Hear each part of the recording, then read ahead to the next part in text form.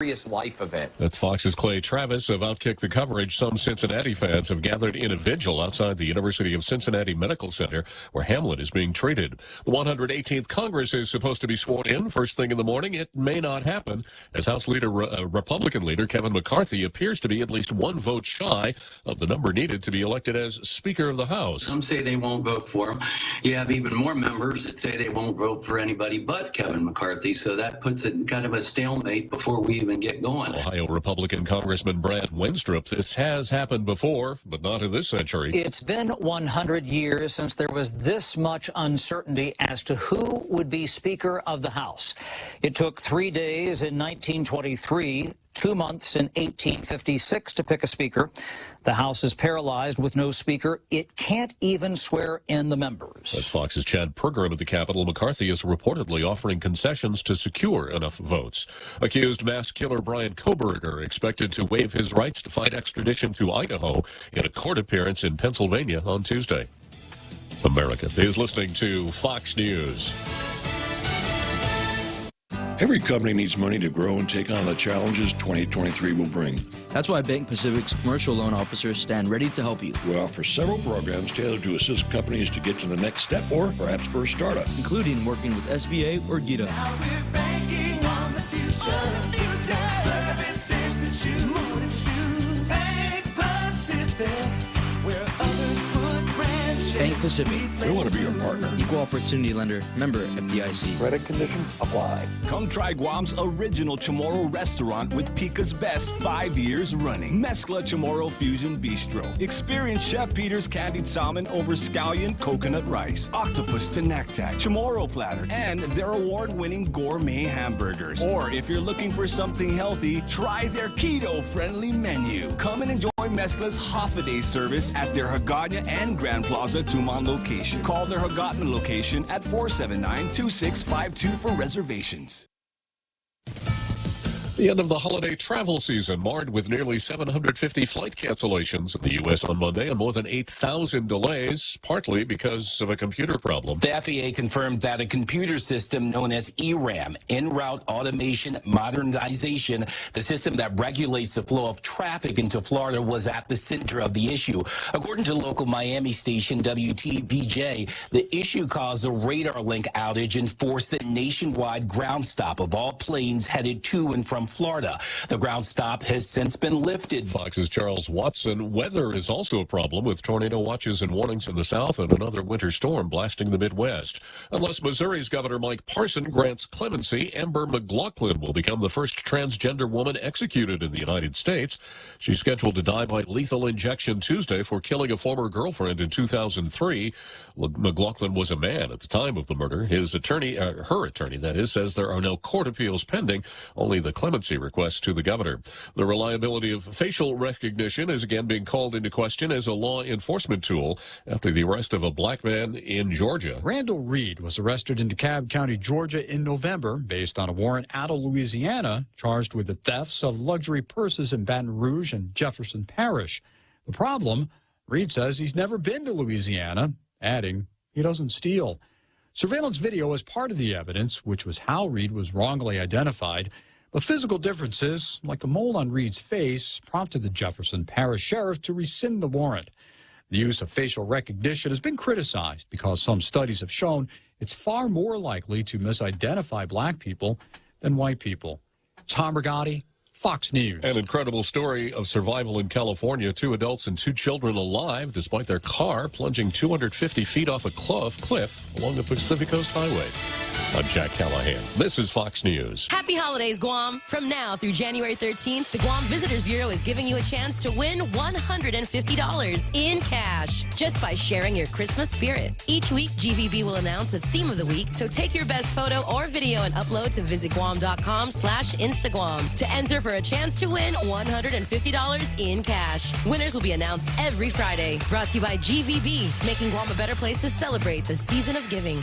All 3 stations, all 3 morning shows. Thanks to all the listeners for Pika's Best, Choice Broadcasting has swept the top 3 best radio stations. The Point, Boss 104, and Star 101. Top 3 radio personalities, Kyle Mandapat, Ray Gibson, and Daryl Lizava. Put the power of Pika's Best to work for you. If you're an advertiser, call 671-888-7346 for information, rates, and packages. And let us get your message out to Pika's Best listeners with Pika's Best Broadcasters.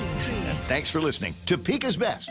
Everyone has a busy schedule these days, and sometimes we forget to schedule our routine dental checkup and cleaning. Don't neglect your dental health. Schedule one today with Dr. Robert Yang and his Smile Team, conveniently located at the East West Business Center on Marine Drive, Upper Tumon. Call us today at 647-8702 or 3. Again, that's 647-8702 or 647-8703. We make smiles happen. Welcome to Tall Tales with Bob Klitzkie, the only show on talk radio where common sense is a lot more common. Phone lines are now open at 888-TALK. That's 888-8255. And now, The Point proudly brings you Tall Tales with Senator Bob Klitzkie. A well-regulated militia being necessary to the security of a free state, the right of the people to keep and bear arms shall not be infringed. That's a great way to start a radio program. It's a great way to start a year. So I'm going to be saying,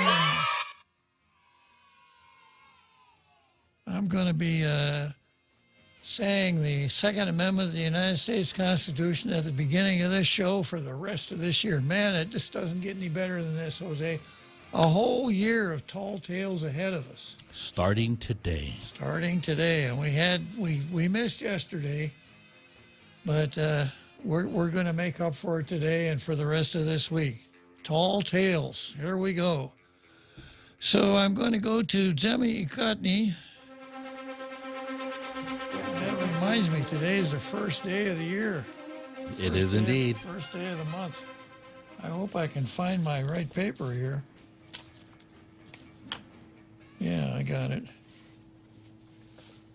Yeah, so it's the first day of the month and the first day of the year. So I'm going to start out with Zemi Ikotny, and then we'll get into the rules of engagement, etc. Okay, so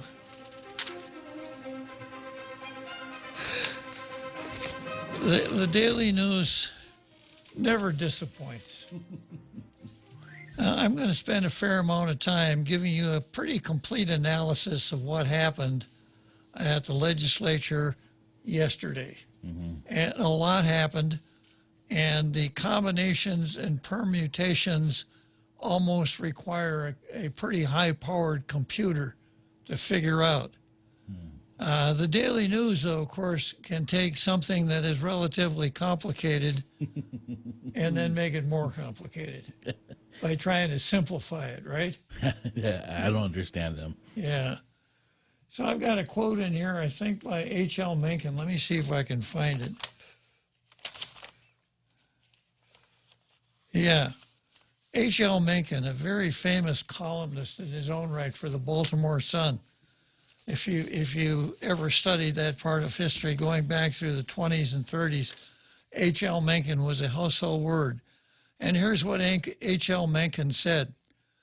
For every complex problem, there is an answer that is clear, simple, and wrong. Truer words were never spoken. Here's the Daily News.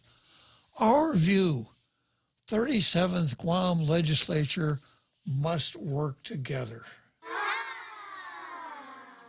In an interesting turn of events to kick off the new year and a new term of leadership, the inaugural ceremony of the 37th Guam legislature ended historically without the election of a speaker during official proceedings. Traditionally, the body decides on the business of the speakership prior to inaugural ceremonies to avoid publicized mishaps such as the one that happened Monday. this was a they decided it was a mishap. Did somebody trip? Yeah, yeah. Well, somebody fell on her face, that's for damn sure. Now, but, you know, historically, here's what happens. The majority party caucuses, they've got this stuff wrapped up in time so that when you go to the inaugural ceremony, you will be given a program. And that program will show you the speaker, all the rest of it. So that didn't happen this time, but this was not a mishap. Not by any stretch of the imagination. Nope. The mishap appeared on the editorial page of the Daily News. Traditionally, the body decides on the business of the speakership prior to inaugural ceremonies to avoid publicized mishaps, such as the ones that happened on Monday. Also, complimentary copies of Mason's Manual of Legislative Procedure weren't handed out at orientation. My goodness. Now, you have to know what Mason's rules is before this makes any sense to you. But the legislature has standing rules. The standing rules are local rules. They're particular to our particular legislature. Mason's rules of legislative procedure are encyclopedic because they give you what the rules are, the general rules that are applicable in almost every legislature. For instance, a motion to debate, a motion to debate is not debatable. Somebody makes a motion to debate, second, call for the question, that's it. So they didn't hand these out at the orientation. Now, what do we make of that? That Mason's Manual was not handed out at the orientation. That somebody in the legislature doesn't want somebody else to know what legislative procedure is all about. Therefore, someone can stand up and say, according to Mason's Rules of Legislative Procedure, Chapter 4, Section 12, subsection A13, you can't do that. Oh, okay. While the nomination and voting for the speaker is a ceremonial part of the inaugural event, the selection speaks volumes of the body's willingness to work together, or rather lack of it. Now, it says the body, but let's stop and remember a couple of basic things here about our political situation on the island. We have a Democrat Party, we have a Republican Party. According to a survey I saw a few elections ago, the number of voters in each party is roughly equal. Sometimes we go Democrat. In other words, if we were a state, we'd be a swing state. But it wasn't the body's willingness to not work together that was the problem. It was the Democrats' problem. It wasn't the Republicans' problem. 9 Democrats in the legislature, 6 Republicans. What can 6 Republicans do all by themselves? Ta-da. You know, they can take a restroom, they can make a head call, they can move for recess, they can move for adjournment, etc. But they can't elect anybody. They can't choose anyone.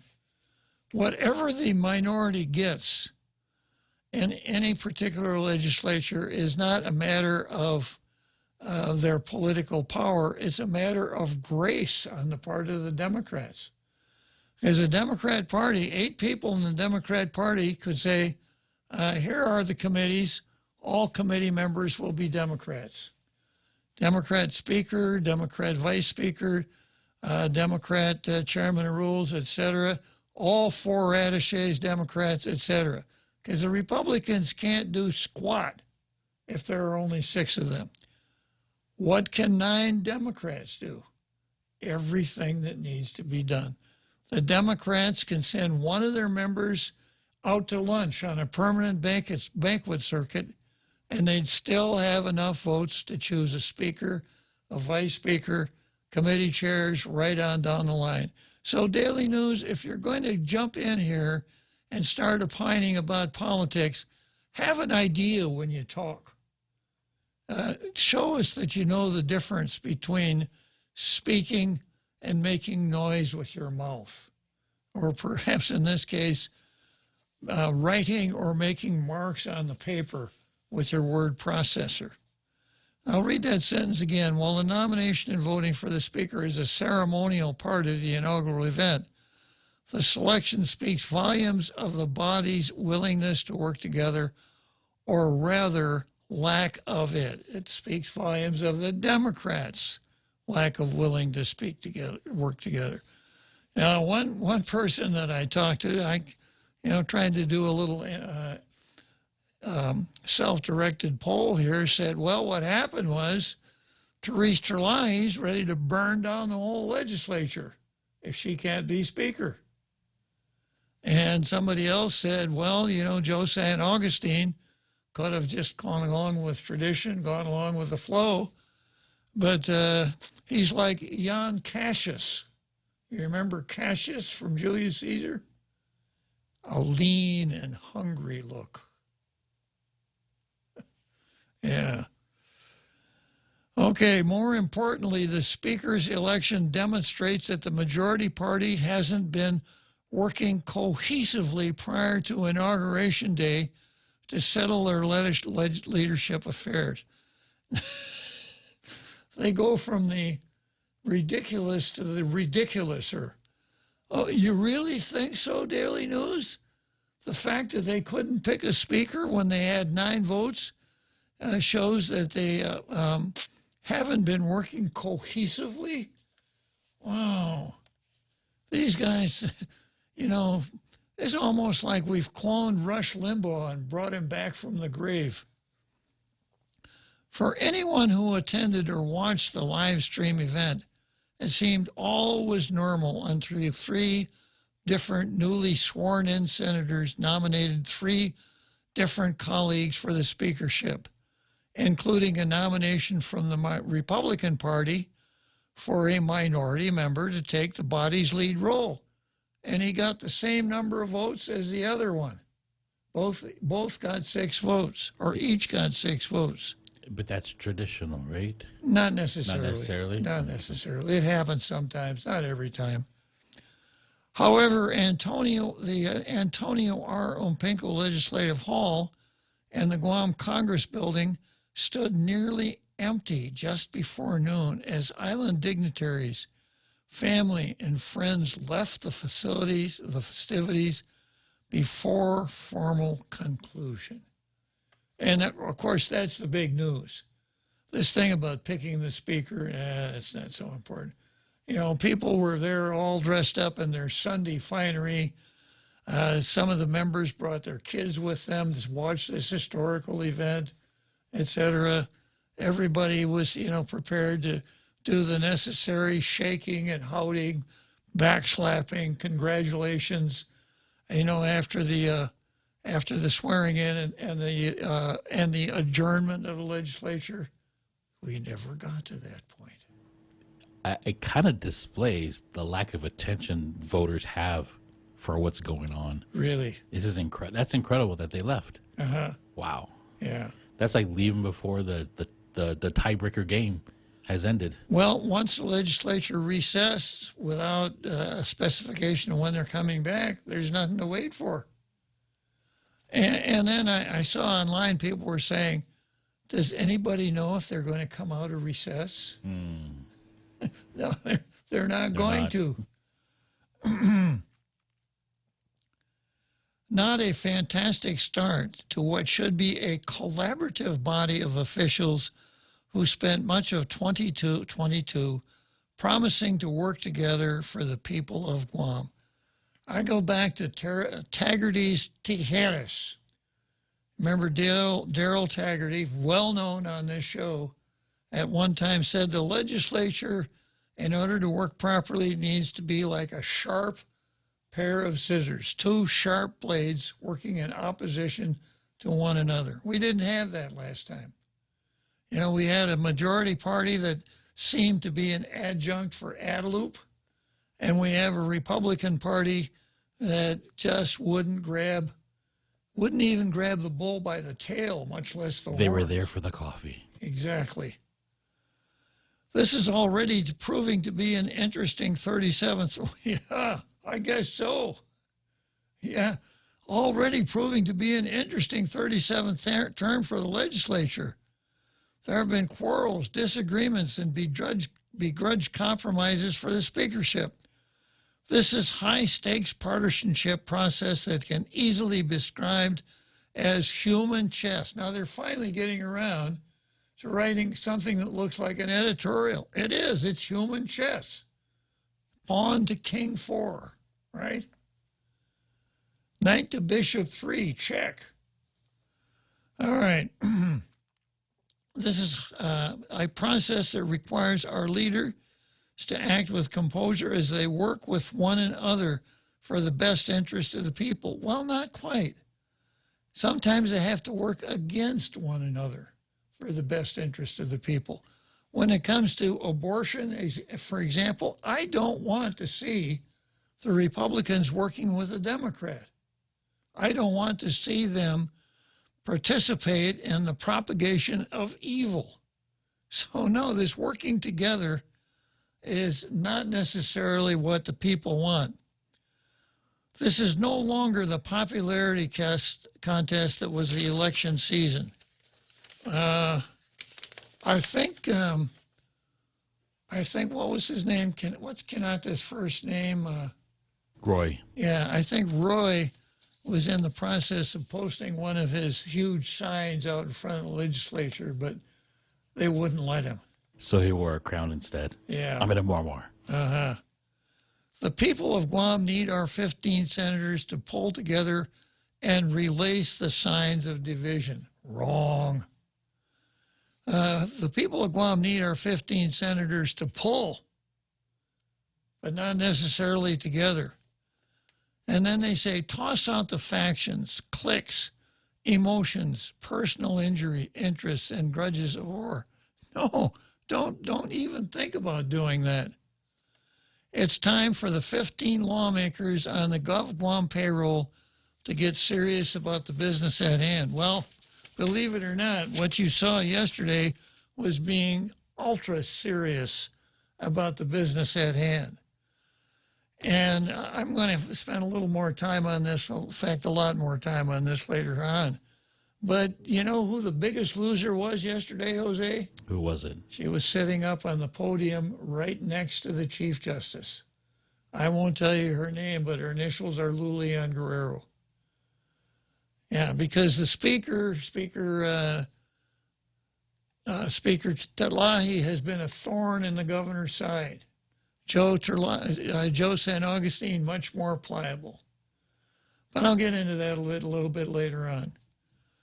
Okay, so the rules of engagement for Tall Tales. Since we're starting a new month, and we've probably picked up a plethora of new members, new tailgaters during the last month, on the first of the month, I take some time, go through the rules of engagement, tell you a little bit about Zemi Ikotni, and things like that, and explain things in a little more detail than I do for the rest of the month, just so everybody knows where we are here.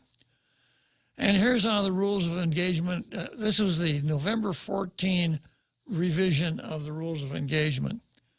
Listen to the radio talkers, read the blogs and blog comments in the papers, check out the conversations in the bars and coffee shops, and it soon becomes apparent that answers are often more abundant than questions concerning the important issues of the day. This editorial was a classic example. They know what the answers are, they just don't understand the questions. One of the functions of Tall Tales will be to state the questions for the answers that many seem so sure of, and then respond to those questions. Here are some of the answers that will be dealt with in the coming weeks, not necessarily in the order of their occurrence or importance. Number one, you can carry any gun anywhere at any time. Number two, we're second-class citizens. Number three, there should be term limits for senators. Number 11, Guam is a colony. Number 12, Guam is under the U.S. Department of Interior. Number 24, there's no competition in the price of gasoline on Guam. Number 23, political signs should be posted on private property only. 24 items that we could talk about. And then I've got, in addition to the 24 that we could talk about, I've got 3 kind of default questions, and that is number 0, Bob doesn't know what he's talking about. 00, Bob still doesn't know what he's talking about. 000, Bob, you still don't know Jack. How dare you? Yeah, of course I do know Jack. We all know Jack, right? And when it comes to Bob doesn't know what he's talking about, feel free to call up and tell me that, because you know that I protect everyone's rights on this show to be wrong. After you've listened to my explanations and you still want to be wrong, that is protected speech on Tall Tales. You can go at it. Now, the list of 24 are default topics. If I ever run out of things to talk about, I can always go to this list. Or if you want, you can select one of those and we'll pick it up and work it into the show somewhere.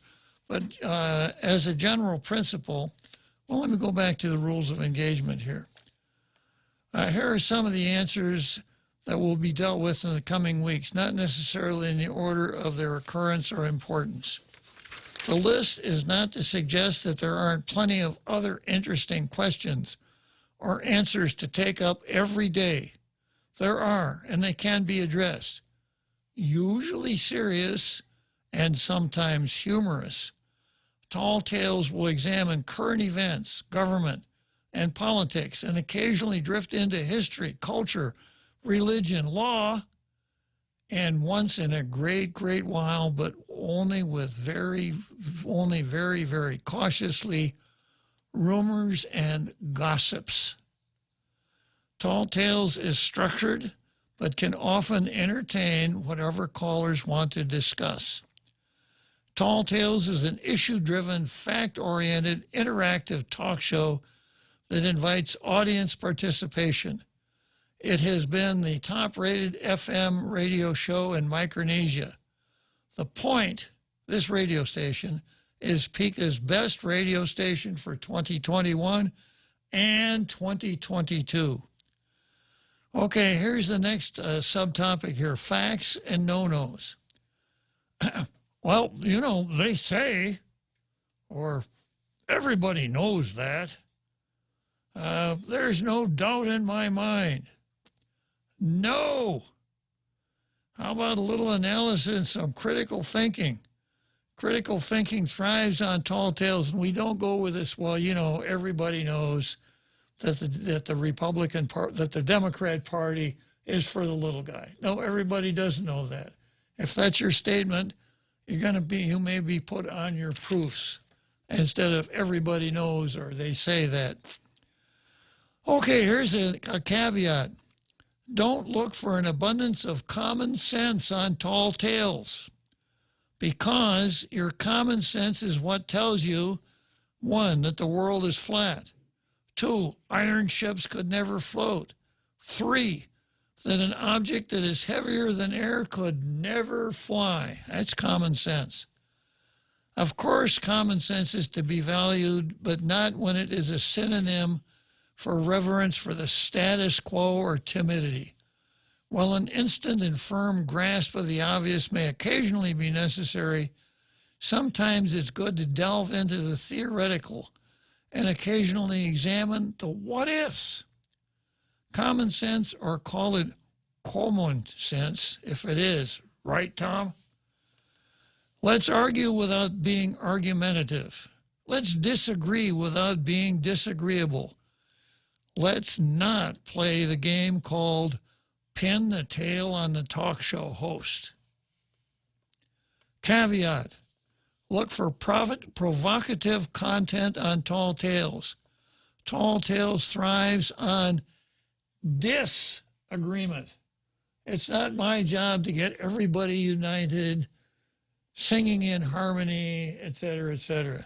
It's to find out where we disagree to foment those disagreements and use them as analytical tools, because learning takes place much more easily when there's disagreement than when there's agreement. As I said before, Tall Tales is an issue-driven interactive show that invites audience participation. It's been the top-rated afternoon show in Micronesia by the Tall Tales Statistical and Research Branch, that is. Just updated today. Yes. Dan usa dos na lengguahe e fino English dan e fino tomorrow lokwi gi programaho ti programata guahu idunizo host dan butlon kasi frehon dan natalik zo. Tall Tales is the name, so look out for sarcasm, exaggeration, facetiousness, and for the tongue-in-cheek aspects of the show, and listen for Jose's horn. Because when I employ my dry sense of humor, which is sometimes doesn't jump up and slap you in the face, Jose will tip you off by reading that horn.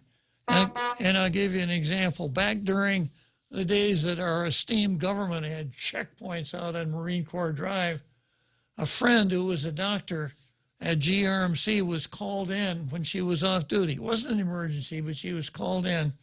She tooled up Marine Corps Drive, got to one of the checkpoints, found the line was about 45 minutes long. This is how I told the story. She found the line was about 45 minutes long.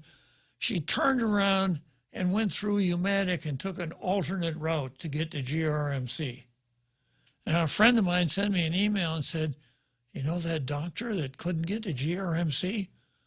She must be new to the island, because there are a lot faster ways of getting to GRMC from East Agania than going through Agania, through Umatic.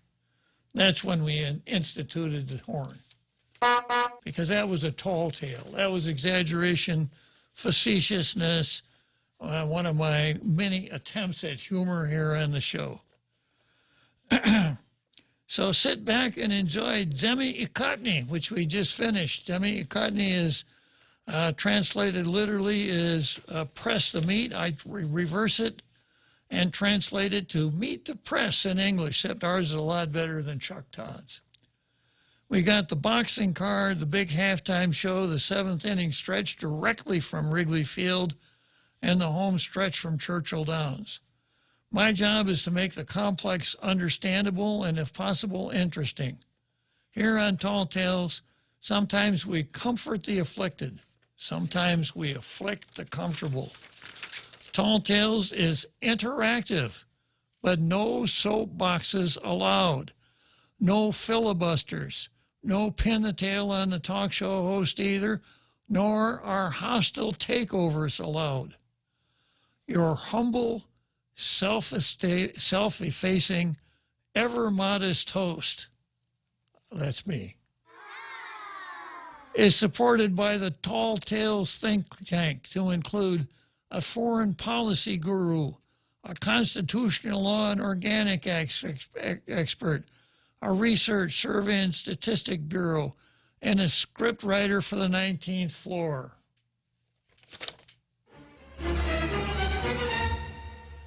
So that's what Tall Tales is all about, folks. So, having gone through that, let's take a short break and we'll come back to the card.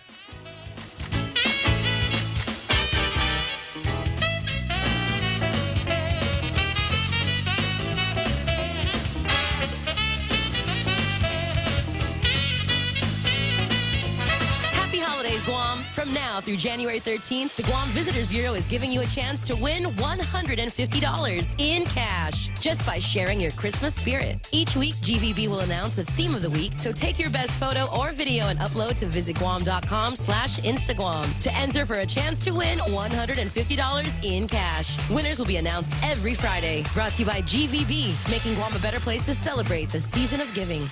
Every company needs money to grow and take on the challenges 2023 will bring. That's why Bank Pacific's commercial loan officers stand ready to help you. We offer several programs tailored to assist companies to get to the next step or perhaps for a startup, including working with SBA or GITA. Now we're banking on the future. Services to choose. Bank Pacific, where others put branches. Bank Pacific. We want to be your partner. Equal opportunity lender. Member FDIC. Credit conditions apply.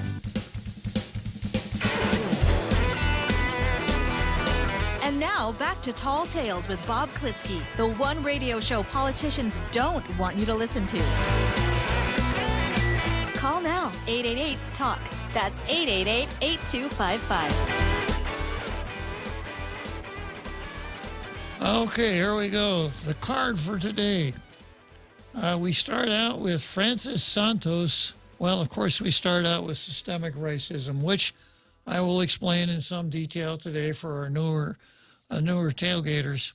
And we go to Francis Santos versus Swanee. And then we've got Chief Justice Philip Carbolito versus Democrats. And we got Feds versus dollars up in the CNMI. And we're going to give that item a boost.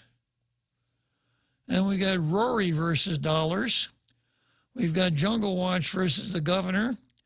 We've got Russia versus Ukraine. SCOTUS versus the rule of law.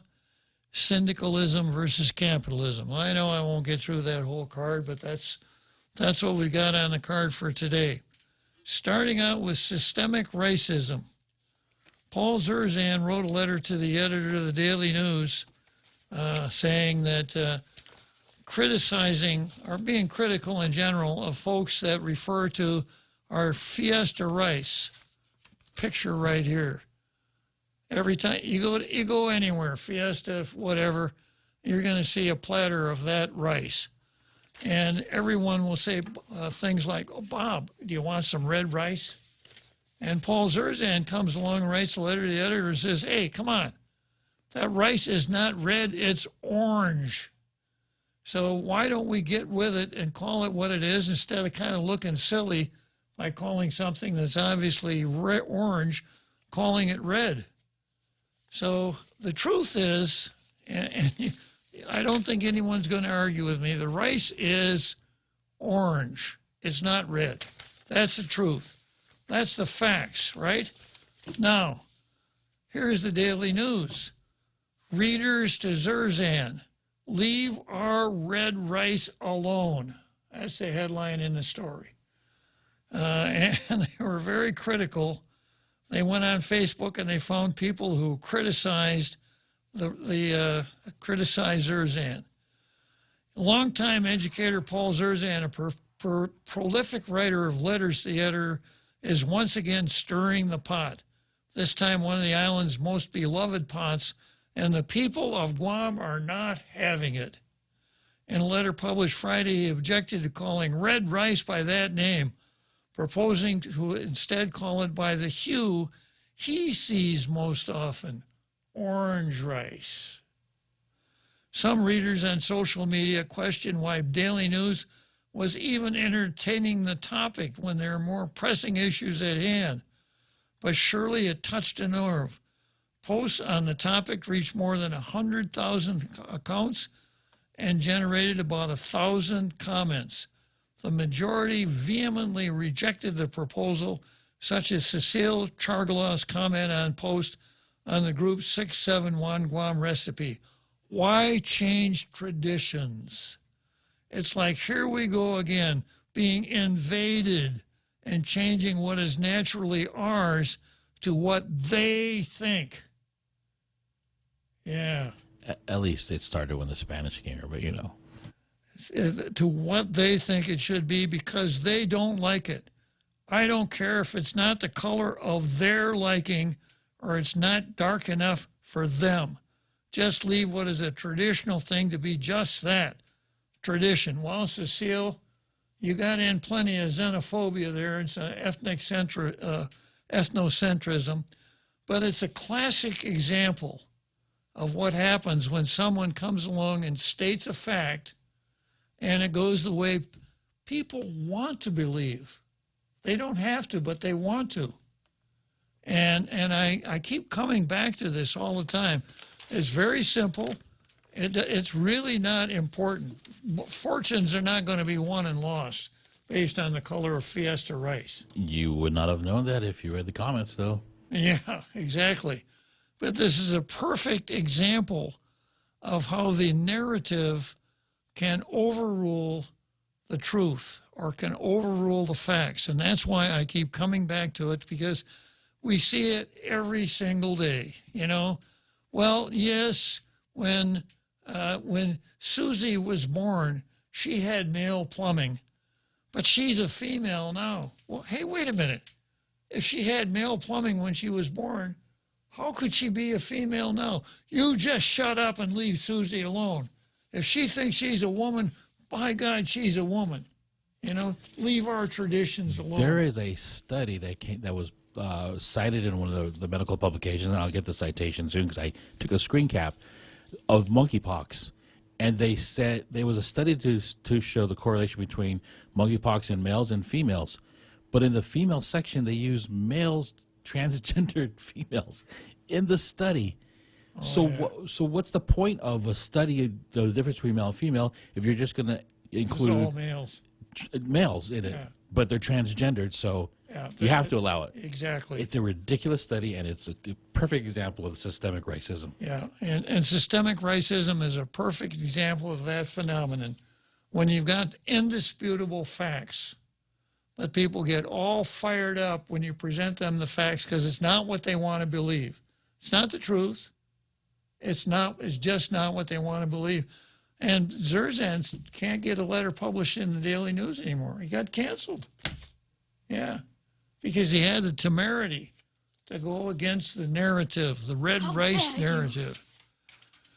Okay, so anyhow, tailgaters, when you hear the phrase systemic racism, I'm not saying racism because I can't remember the word racism.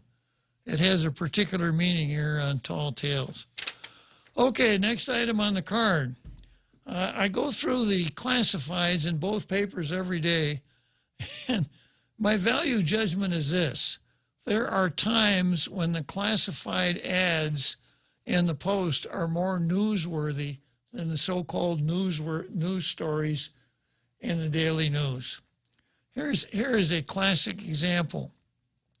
On January 10th, the Board of Directors of the Visitors Bureau is going to meet, and they have 5 items on their agenda. Number 1, wildlife services, brown tree snake, health and human safety issues for the not such a hot item. Number 2, industry marketing, destination development, not so hot.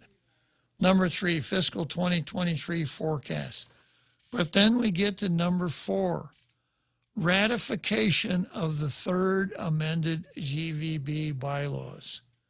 That is big news, because you remember there was a pretty well-developed spat between the board and Carl Gutierrez about who got to decide how the money was going to be spent, who needed to be confirmed by the on and on and on. And it was so hot that the Visitors Bureau Board suspended meetings. No more meetings until we iron this out.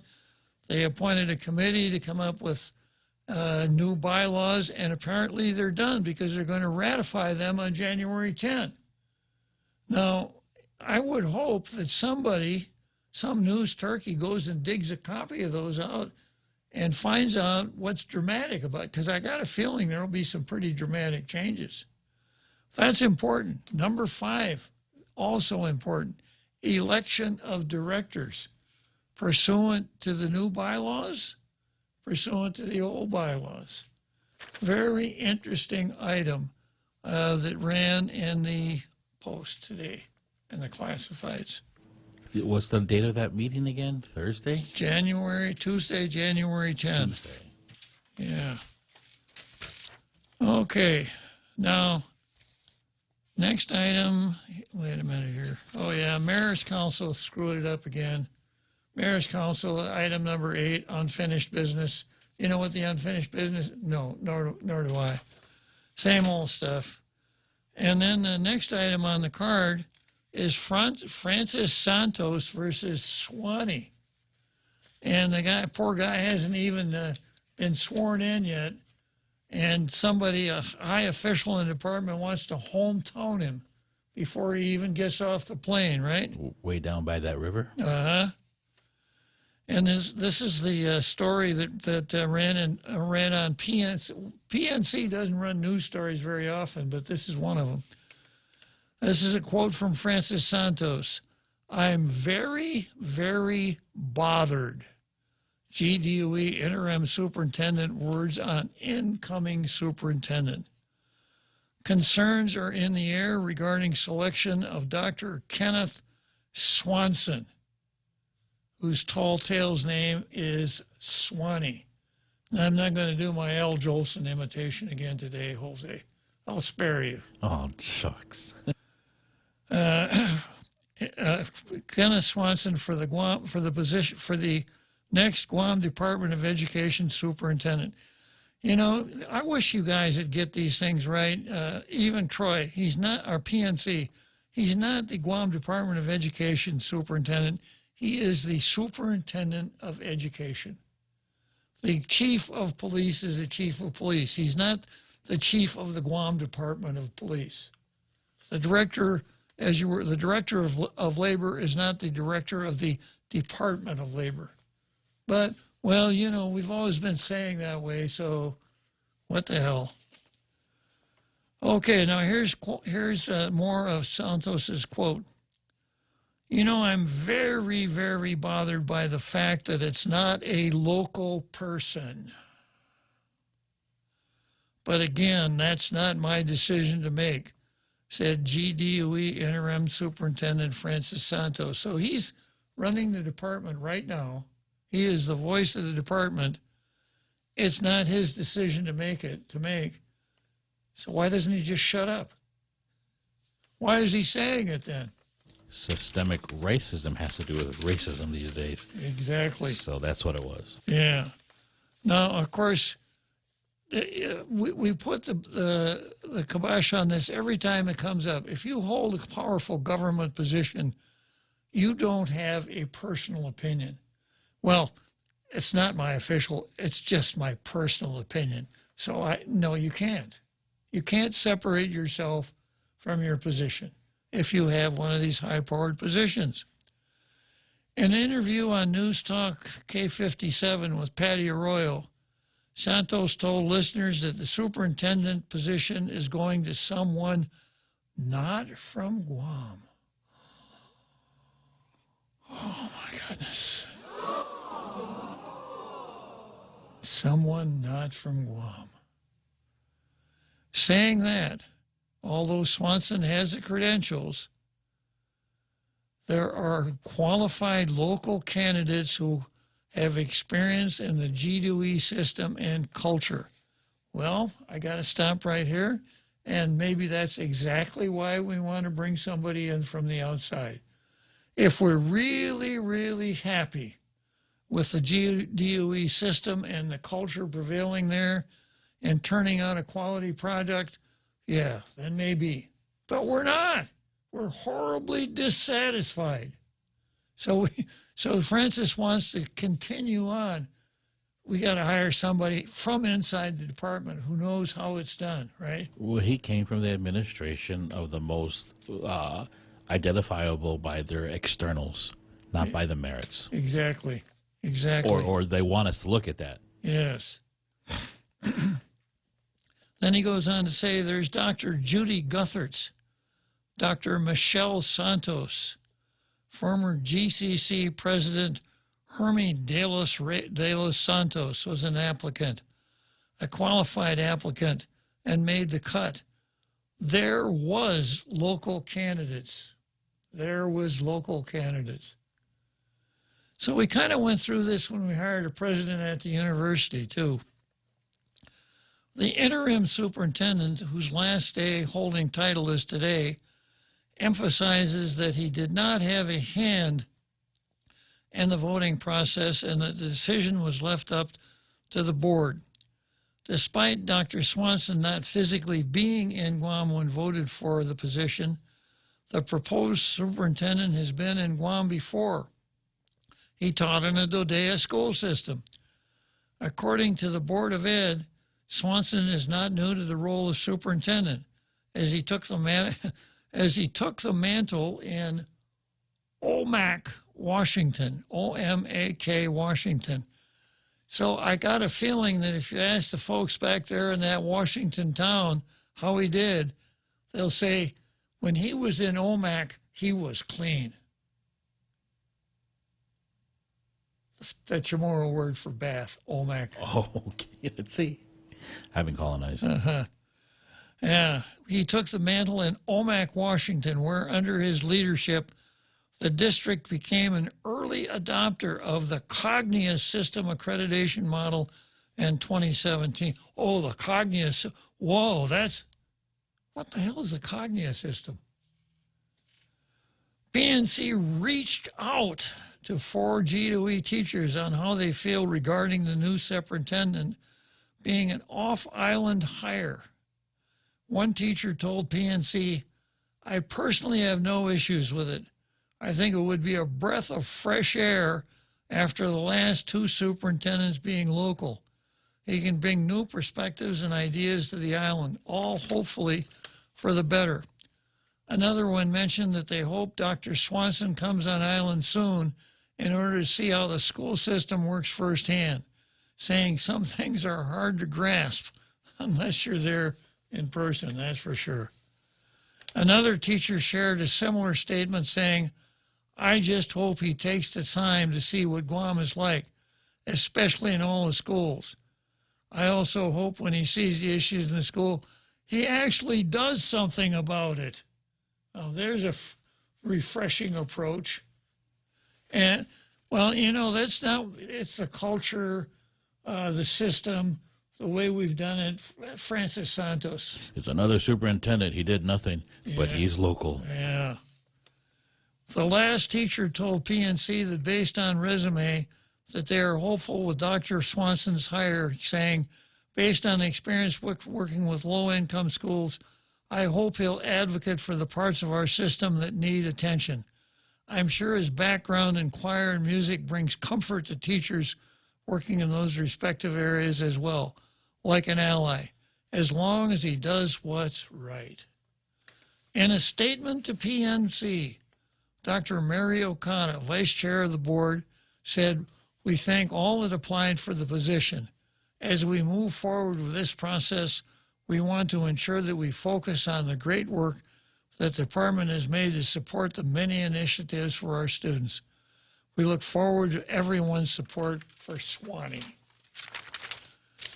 Yeah, but we're going to hometown him before, we're going to let the guy who's running the department right now hometown him before he even gets off the plane. Okay, I got somebody holding here, and I got to take a break. Another Joe, perpetuating the narrative. Okay, we'll get to Another Joe right after the break. Come try Guam's original Chamorro restaurant with Pica's Best 5 years running. Mezcla Chamorro Fusion Bistro. Experience Chef Peter's candied salmon over scallion coconut rice, octopus to naktak, Chamorro platter, and their award-winning gourmet hamburgers. Or if you're looking for something healthy, try their keto-friendly menu. Come and enjoy Mezcla's half-a-day service at their Hagåtña and Grand Plaza Tumon location. Call their Hagåtña location at 479-2652 for reservations. Every company needs money to grow and take on the challenges 2023 will bring. That's why Bank Pacific's commercial loan officers stand ready to help you. We offer several programs tailored to assist companies to get to the next step or perhaps for a startup, including working with SBA or GITA. Now we're banking on the future. Services to choose. Bank Pacific, where others put branches. Bank Pacific. We want to be your partner. Equal opportunity lender. Member FDIC. Credit conditions apply.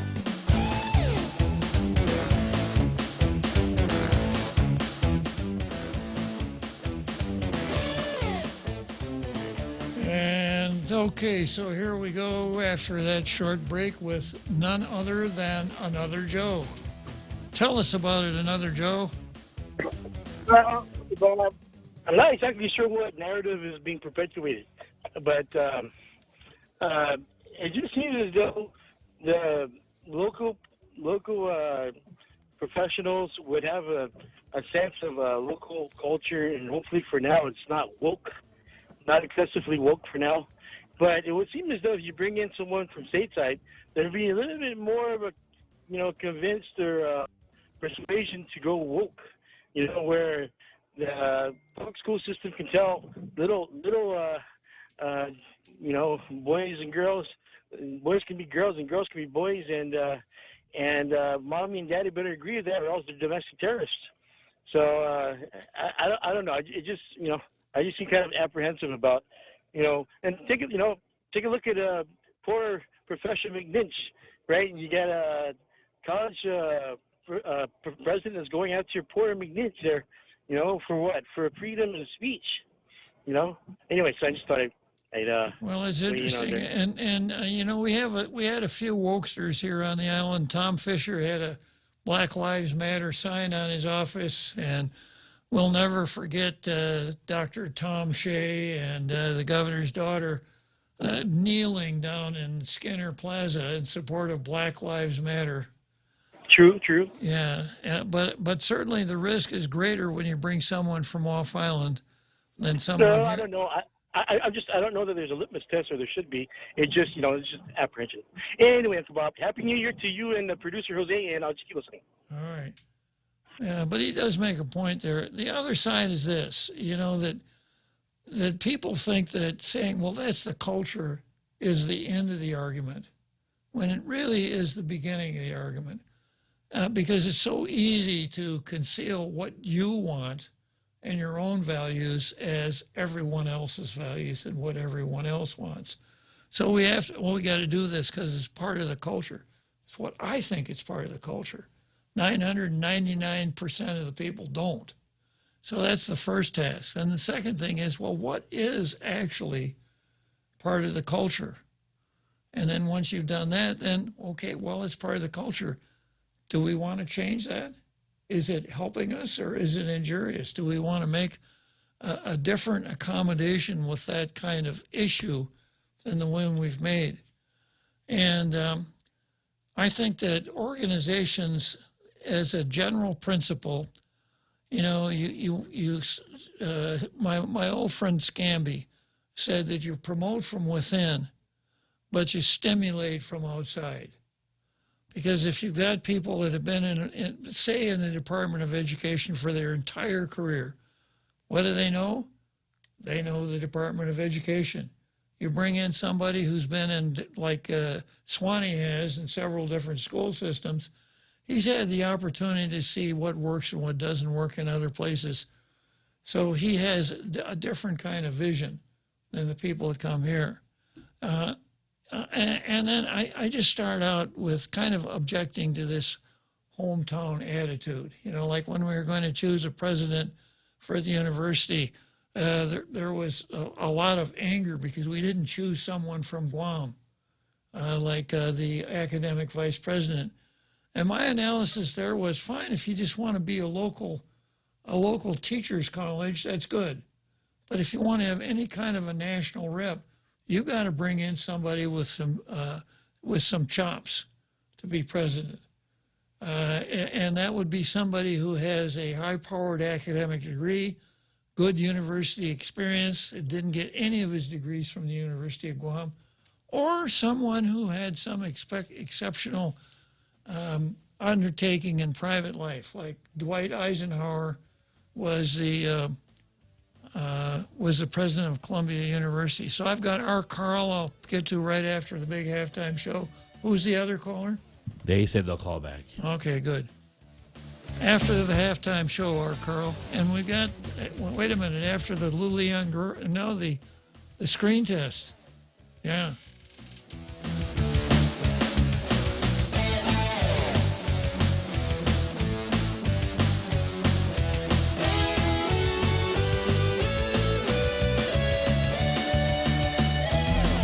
The Point is KUSG, Hagåtña, Guam, 93.3 FM and 104.3 HD3.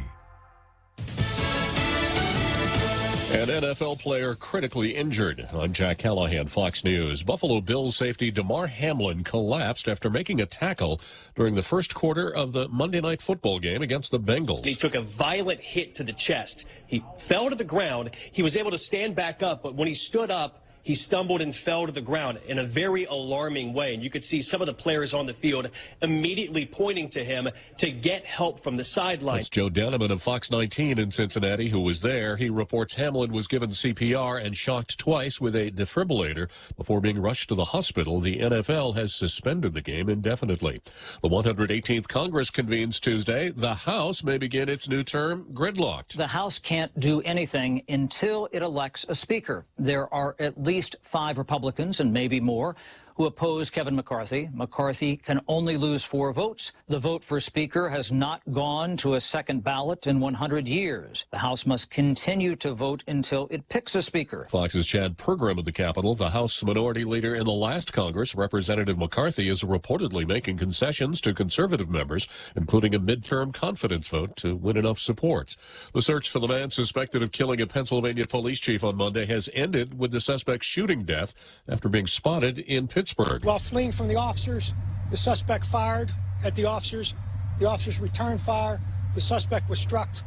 He was pronounced dead at the scene. That's Allegheny County, Pennsylvania Police Superintendent Chris Kearns. In the earlier shooting, Brackenridge, Pennsylvania Police Chief Justin McIntyre was shot to death. Another officer was wounded. Avengers actor Jeremy Renner suffered blunt chest trauma and orthopedic injuries in a snowplowing accident in Reno, Nevada on Sunday. His agent says he remains in critical but stable condition following surgery.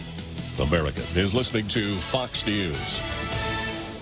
Choice Broadcasting introduces their unbeatable lineup of morning shows. Hands down winners of Guam's morning radio battle. Daryl Lizama grooves his way through Boss 104 playing Guam's favorite classic hits. Morning Mouth Ray Gibson shakes the cage on 93.3 The Point. And now, we are proud to announce the Morning Blender with Kyle Mandapat, mixing it up at sunrise on Star 101. If you're an advertiser trying to reach the most valuable ears, we've got the shows that listeners have been tuning into for decades. One call gets all 3. 671-888-7346. That's 888-REIO. Favorite hosts like Brian. Tomorrow Fusion Bistro. Experience Chef Peter's candied salmon over scallion coconut rice, octopus to naktak, chamorro platter, and their award-winning gourmet hamburgers. Or if you're looking for something healthy, try their keto-friendly menu. Come and enjoy Mezcla's half-a-day service at their Hagåtña and Grand Plaza Tumon location. Call their Hagåtña location at 479-2652 for reservations. An unprecedented execution is scheduled Tuesday as the state of Missouri plans to end the life of a transgender death row inmate. Citing mental health issues, lawyers for death row inmate Amber McLaughlin are appealing to Missouri Governor Mike Parson for clemency ahead of McLaughlin's scheduled lethal injection Tuesday. The 49-year-old whose death warrant was issued under the name Scott McLaughlin raped, strangled, and stabbed to death 45-year-old Beverly Ginther in 2003. McLaughlin was also previously imprisoned and listed on the Missouri Sex Offender Registry for the 1992 sexual assault of a 14-year-old girl. 2 other convicted murderers were put to death in Missouri last year. Another is set to die next month. Jeff Manasso, Fox News. Brian Koberger, facing first-degree murder charges in the slaying of 4 University of Idaho students in November, is not expected to fight extradition at his hearing Tuesday in Pennsylvania, where he was captured at his parents' home on Friday. His public defender says Koberger is eager to be exonerated and plans to tell the Pennsylvania judge that he will waive his extradition hearing so he can be quickly taken to Idaho to stand trial. At the Vatican, thousands of people have filed past the remains of the former pope. A solemn procession of clergy and household staff accompanied the body of Pope Emeritus Benedict XVI as it was moved from the Mater Ecclesiae monastery in the Vatican Gardens to St. Peter's Basilica. Benedict, now lying in repose under the high altar, died Saturday at the age of 95. Over the next 2 days, tens of thousands will wait in long lines to pay their last respects to the only pope to resign in 6 centuries. Benedict's funeral is Thursday morning. Pope Francis will become the first pontiff in the modern era to preside as pope over the funeral of his predecessor. In Rome, Lauren Green, Fox News. And I'm Jack Callahan. This is Fox News.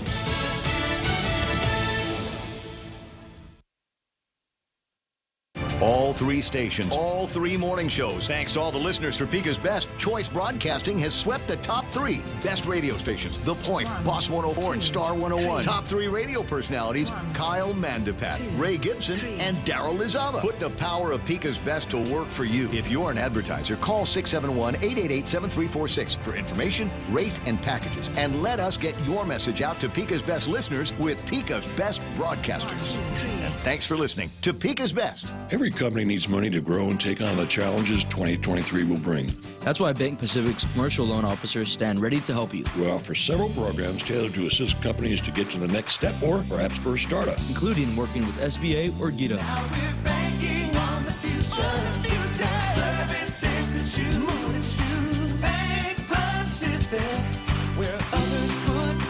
Bank Pacific. We want to be your partner. Equal opportunity lender. Member FDIC. Credit conditions apply. Happy holidays, Guam. From now through January 13th, the Guam Visitors Bureau is giving you a chance to win $150 in cash just by sharing your Christmas spirit. Each week, GVB will announce the theme of the week, so take your best photo or video and upload to visitguam.com/Instaguam to enter for a chance to win $150 in cash. Winners will be announced every Friday. Brought to you by GVB, making Guam a better place to celebrate the season of giving.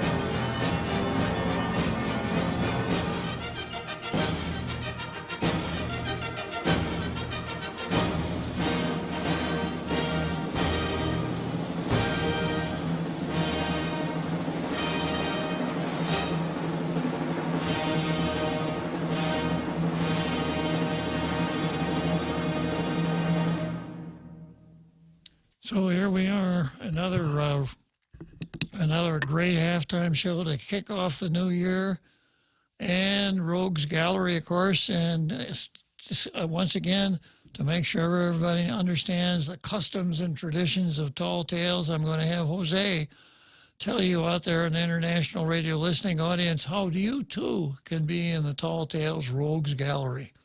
Thank you, Bob. You can get your Rogues Gallery T-shirt. I'm a tailgater by pointing your browser. I'm ahead of myself here. Point your browser to thepoint.gu. There you click on the link of the T-shirt and the beard, and it'll bring you to the purveyor. Order your T-shirt, receive the shirt, put it on, take a selfie, send that selfie to the Point's WhatsApp at 671-797-8255. And then we will include you in the Rogues Gallery rotation. And man, you will have bragging rights from now until the end of time if you do that. Start the year right. And whatever happened to our Carl? He's going to call back after the screen test. Okay, all right.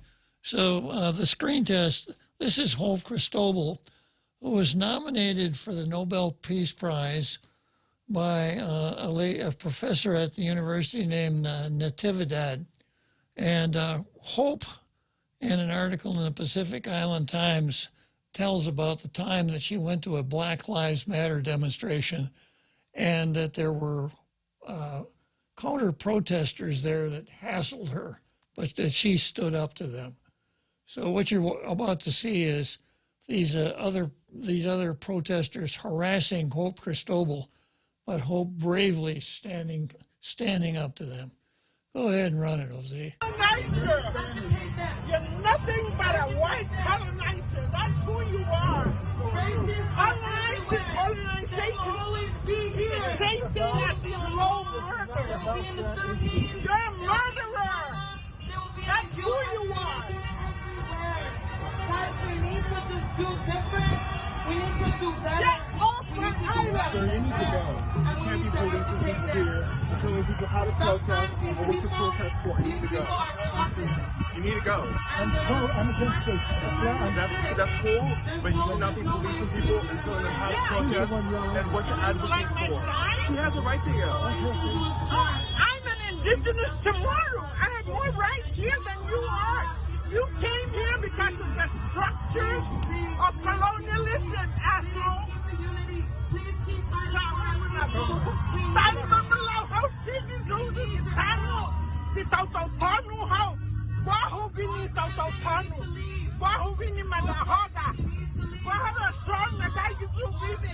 Hago taza na short mo bini. What's on you? I'm sorry. You need to leave. You need to go. Please. You need to get out of here. Please, sponsor. Get out of here. Please, this is not your place. When I get a chance, go. Please. Thank you. Thank you, partners. Please leave. No, you think nothing.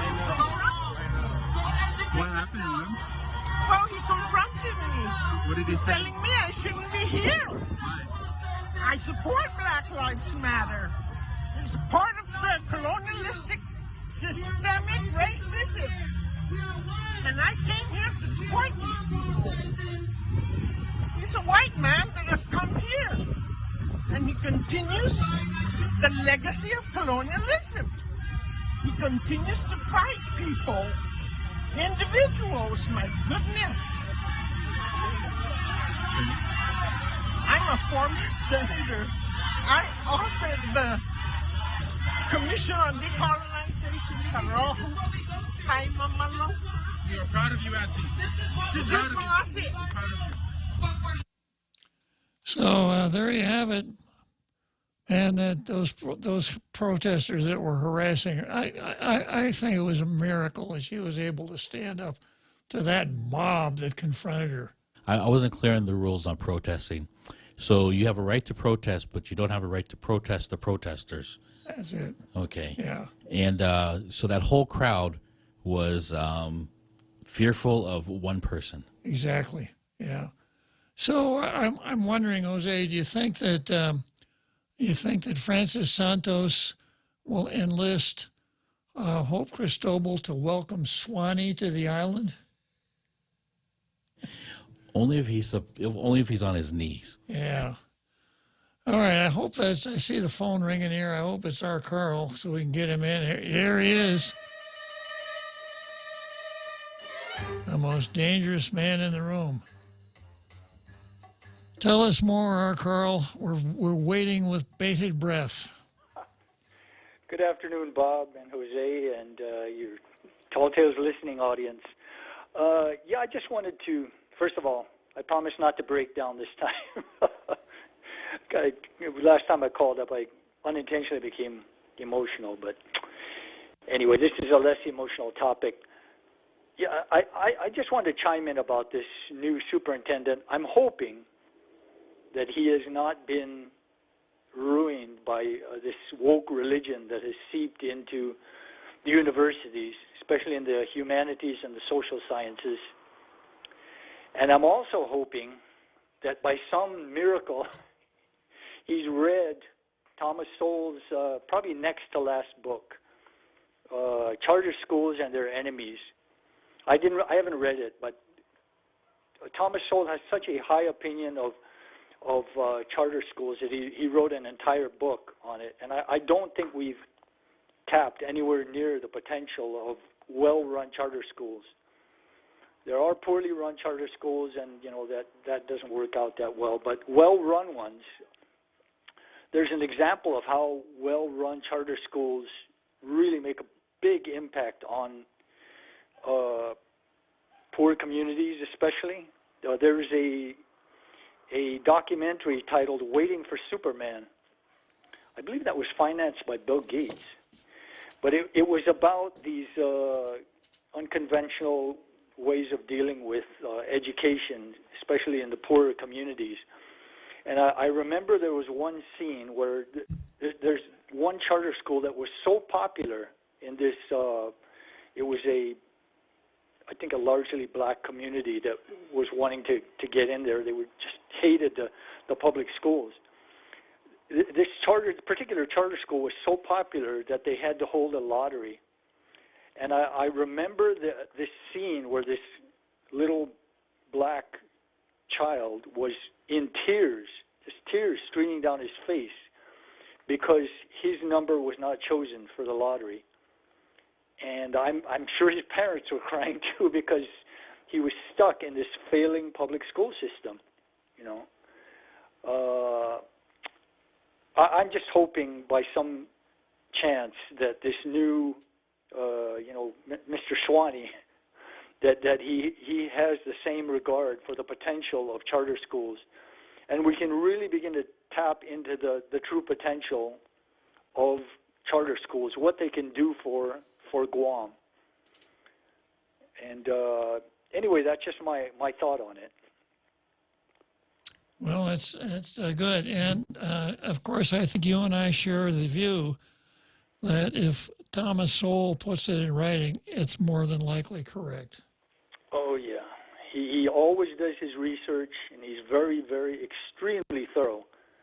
And it's on my long list of books to eventually get, hopefully. And I recently found out he's over 90 now. And I saw on Amazon that he's written another book, and it's due out sometime this year. I don't know if it's June or something like that, but he's got another one coming out. The guy is just amazing, you know, and the quality of his books are just incredible. The depth, and there's always a thick notes section that where he shows where he got his research. He actually had 2 full-time researchers for many of the years that he was at the Hoover Institution, that conservative think tank. So his books are just great. Anyway, that's my thought for the day, Bob. Thank you for allowing me to chime in. Okay, our Carl, we're always glad to have you on the show. Happy New Year. Happy New Year. Okay, so next item on the card is the Chief Justice versus the Democrats. But before I get into that, I'm going to go into something that was on the card for last year that I didn't get to, that kind of lays a nice foundation for what happened yesterday. It ran in the Post, and it's titled, GOP Senators Unveil Agenda for Upcoming Legislative Term. Caucus to vote as a bloc in race for Speaker. The 6-member Republican caucus showed a united front to reporters Thursday concerning announcing the selection of the minority leader in the upcoming term and unveiling a wide-ranging agenda of policy proposals. I am humbled and I'm very thankful and grateful to my colleagues. Senator Frank Blas, minority leader select, said, I don't know why people have to do that. You know, whenever somebody says, I was really humbled by that, my usual sarcastic response is, it's good because you've got so much to be humble about. Yeah, this wasn't an easy decision, mind you, and I'll tell you why. Any one of the members that you see here can stand up and be the leader. They just happened to throw everything on top of my shoulders, which I willingly accepted. Blas was selected unanimously according to the caucus. So it's Blas and for Duenas. I'm up to the challenge, and I'm very thankful of the confidence they have in me, he said. But a term's worth of bills already with the buy-in of all 6 members. The priorities from the GOP group unveiled Thursday range from reducing crime to increasing education proficiency, stabilizing Guam's pandemic-affected economy, and shoring up environmental protections. The Republicans also committed to revising 2 proposals that did not get approved in the expiring legislature, reforming the governor's powers during a public health emergency and reducing the business privilege tax from 5% to 4%. Changing what the island's governor can do in a declared emergency and the mechanics of how public health emergencies are extended will be one of the first bills introduced by returning Senator Chris Duenas. Unfortunately, in this term, some of our colleagues have aligned themselves consistently with the administration. If governor vetoes a bill, they don't override it, without question. And I don't think that's the reason we're here. If you're going to listen and take direction from the governor, then go work for the governor, Senator Brown said, adding the caucus was united on providing checks and balances to the executive branch.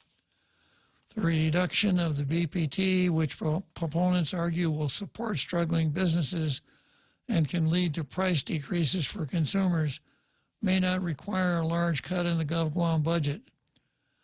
Then we get down to the race for Speaker. The Republican Party isn't the only party needing to firm up its leadership for the upcoming term. The 9-member Democrat majority has not finalized its selection for Speaker. Now, this is on Friday. Vice Speaker and committee chairmanships. Several people with knowledge of the oncoming discussions confirmed. Tony Bobauta, chairman of the Democrat Party, said he had no information to provide on the progress of his party's caucus in the legislature when reached for comment. A minority caucus can either choose to go along with the decisions of colleagues across the aisle or support candidates of its own. With the makeup of incoming lawmakers, a GOP-backed senator would need only 2 votes from the members of the Democrat majority to be successfully installed as Speaker. When asked by the Post how the minority caucus will handle the race for the important legislative roles, the GOP lawmaker said they were united in backing a single candidate, but did not disclose who the choice would be or if the choice has already been made. Well, we know now, don't we? This is politics, Bloss said. We're seeking parity. We're seeking equality. We're seeking the ability to do our jobs well. And unless and until we can be answered, we're sticking strong. Bloss later clarified that those seeking support from any Republican senator to be Speaker will need to court and convince all 6 members of the minority caucus, who won't piecemeal votes out individually, but vote as a united bloc. We're 6 behind the best candidate this caucus feels will be able to serve in the legislature. So that's really important. You know, they're saying already, if you want one of us, you got to convince all 6 of us. Package deal. Package deal, yeah. Okay, now we know there are 6 Republicans and 9 Democrats in the legislature. And I think everybody by now knows what happened yesterday. When the floor was open to voting, 6 people voted for Joe San Augustine, 3 for Therese Terlahi, and 6 for Frank Bloss to be the next Speaker. And after the vote was taken, Senator Amanda, as you were, Paris. Shelton? Paris. Oh, Sabina. Sabina Paris moved that the legislature stand in recess. A motion to recess, a motion to adjourn is not debatable. A presiding officer, the Chief Justice Supreme Court, who is the presiding officer by virtue of the Organic Act until the new legislature is organized, recognized the motion, called for the votes. 8 senators voted to recess. Is this a public vote?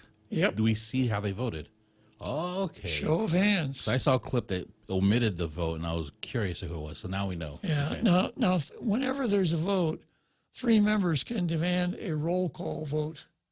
And sometimes that happens when people want to put other people on the spot. But 8 senators, 6 Republicans and 2 Democrats, or 3 Democrats were enough for the vote to carry. So that was it. Everybody was all dressed up in their Sunday best, ready to, kind of celebrate the Democrat victory and the victory of whoever the Speaker would have been. But it was over, and folks kind of sat there kind of stunned, thinking, well, it can't be over because, we're here for this and we want to see but it was over. It was all over. And it took a while for people to finally get a handle on that and actually move out of the session hall. So what could have happened was someone from one of the parties or someones from both the parties could have said, hey, you guys, follow me, and gone into the back recesses of the legislature and sat down and tried to hammer something out on the spot. And if they could have, and asking the Chief Justice to come back and call him back into session, but that wasn't what happened. And I think the reason it didn't happen is because the Democrats are so divided that they know that this is not going to be an easy process. So I put this on the card today as the Chief Justice versus the Democrats, not the Democrats versus the Republicans or vice versa. There are 6 Republicans. They did what you're supposed to do in a session. They nominated their candidate for Speaker, Frank Blas. Frank got 6 votes. The Democrats nominated 2 people for Speaker, Frank Blas and Therese Tedlahi. No one got 8 votes, the majority vote necessary to elect a Speaker, so we didn't elect a Speaker. This is something that lies strictly at the feet of the Democrat Party. There are 9 Democrats. They could send one out to buy hot dogs for the rest and take a vote, and they've got enough to elect a Speaker. 6 Republicans cannot. So the reason that we don't have a Speaker, committee chair, and the rest of the housekeeping done on the first day of the session lies strictly at the feet of the Democrats. In plain language, it's their fault. Now, this puts the Chief Justice in an awkward position.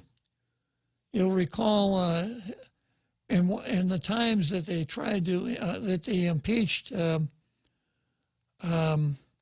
President Donald Trump, how many times, I forgot, how many times, 6, 7 times did they try to impeach him? I'm counting on my toes at this point. Yeah, anyhow, every time they tried to impeach him, when they would impeach in the House, the matter would go to the Senate for trial, and Chief Justice John Roberts, the Chief Justice of the Supreme Court, had to come over and preside at the Senate for the trial. That's the way the system is set up. When it was William Jefferson Clinton, it was Chief Justice Lynchburg. You know who that was? When they finally got to Nixon's tapes and listened to all the tapes, Nixon had the opportunity to appoint a Chief Justice to fill a vacancy, and he asked Bob Haldeman who we should put in. Haldeman gave him a few names, and then Nixon said, well, Bob, how about that fellow Lynchburg? I think he'd make a good Chief Justice. That's how Rehnquist got the job. And anyhow, so this is not a good position for the Chief Justice to be in. The Chief Justice has a full-time job over at the judiciary. He is not only the greater amongst equals on the Supreme Court, his management of the judiciary is basically his bag. Plus, the risk of appearing to be impartial is great in a partisan setting like the legislature, when the Democrats and Republicans are fighting a high-stakes battle. So I suspect that Chief Justice Philip Carbolito would like to get this over as fast as he can and get this burr out from under his saddle. So this is what the Chief Justice did. I have in my hand a memorandum dated today from the Chief Justice to all senators. Subject, return to session January 5 at 10 a.m. On Monday, January 3, at the regular session, the senators of the legislature, by duly passed motion, went into recess after failing to elect a speaker. Under authority provided to the temporary presiding officer of the legislature by sections 101, 1.01 and 102B1TI and other applicable provisions of the 36 Guam Legislature standing rules, I hereby summon all senators of the 37th Legislature to return to the Legislature's first regular session on Thursday, January 5 at 10. The process for the election of Speaker will continue. Once the Speaker is duly elected, the temporary presiding officer will step down. Doesn't say eagerly. Right. Under the newly elected Speaker as presiding officer, the legislature will resume its first regular session with the remaining items required under its standing rules. So, you know, the Chief Justice really kind of has to walk on eggshells here. But if you stop and examine the dynamics of where we are and consider one of the principles of negotiation, in negotiation there's a term called deadlock, when the parties can't reach agreement. And ordinarily, deadlock favors one party and disfavors the other party. As an example, if I really need a car and you're the car salesman and you know I really, really need a car, I could drive a really hard bargain because deadlock disfavors you. You need that car today, not tomorrow. So, you know, there's some time preference. You may pay more for the car than what you would under other circumstances. So right now, deadlock is a horrible thing for the Democrats. It's a pretty good thing for the Republicans because Democrats take the blame for this. There are 9 Democrats. They could elect the Speaker with one of their votes tied behind their back. But they've had all this time and they can't get their stuff together for the first day of the legislature. What's it going to be like? What kind of a legislature is this going to be? You know, what kind of race is it going to be if you can't even put your starting blocks at the beginning of the race? So deadlock favors the Democrats, and the Republicans shouldn't be in any big rush to settle this. But of course, the Chief Justice wants to get it over with, so by calling the session on Thursday, he's putting pressure on the Democrats because they all have to show up at 10 o'clock. That'll be something. I wonder if they'll show up at 10 o'clock. They won't show up for their own speaker. I wonder if they will for the acting presiding officer. Now, if Chairman Tony Babalta, is that his title? If his alleged letter of warning was applied, do we now have 3 independents, 6 Democrats, and 6 Republicans? Probably. Because that caucus is over now. Yeah. Mm-hmm. Yeah. So this is a subtle way of putting pressure on the Democrats because once again, if they meet in session and the Democrats can't, if a speaker is not installed, it's a horrible reflection on the Democrats.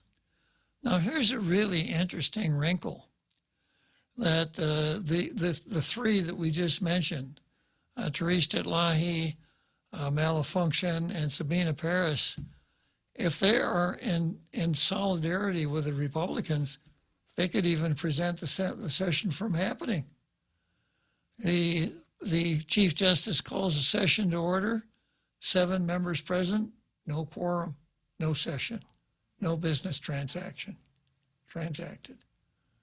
So right now, the 2 really key people in this whole lash-up are Therese Titlahi and Chris Barnett. A brand fire new, fresh senator who just got elected has probably more power than he'll have throughout the whole session. He knows how to grab a microphone. He does indeed. He does indeed. So that's why I put this on as a Chief Justice versus the Democrats. So one would think then that the Democrats are racking their brains to try to figure out, you know, their first line of attack should be to convince the other three to come back to the fold. That's a victory for them.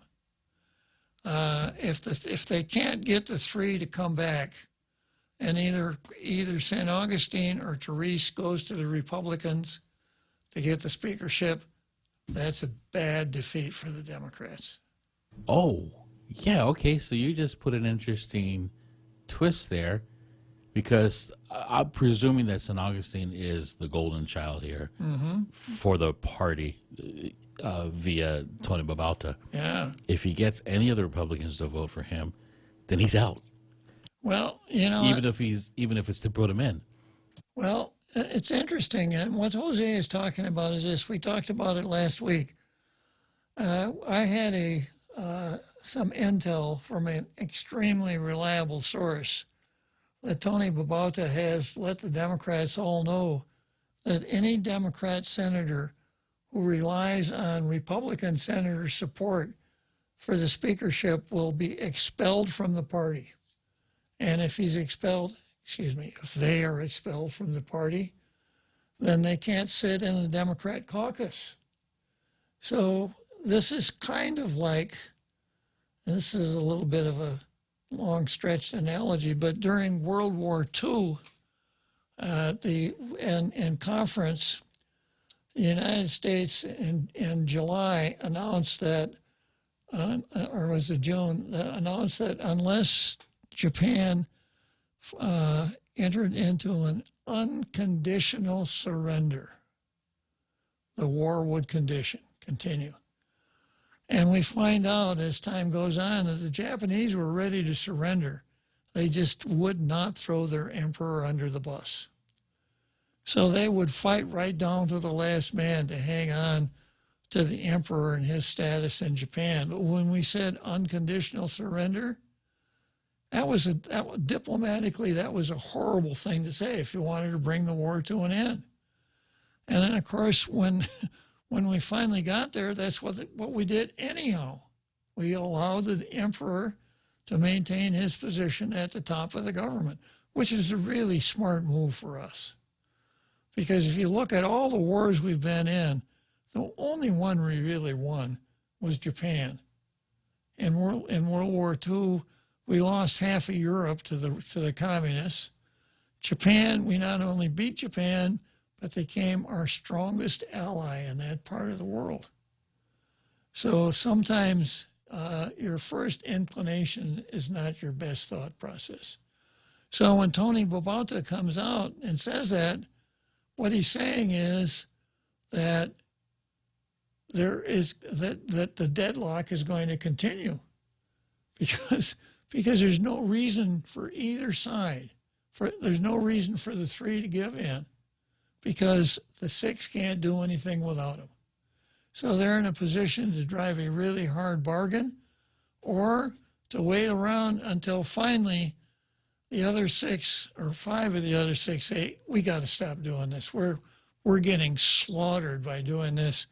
Better to let Therese have the speakership than to let this continue because for us, it's a loser. All right, let's go to Wrigley Field.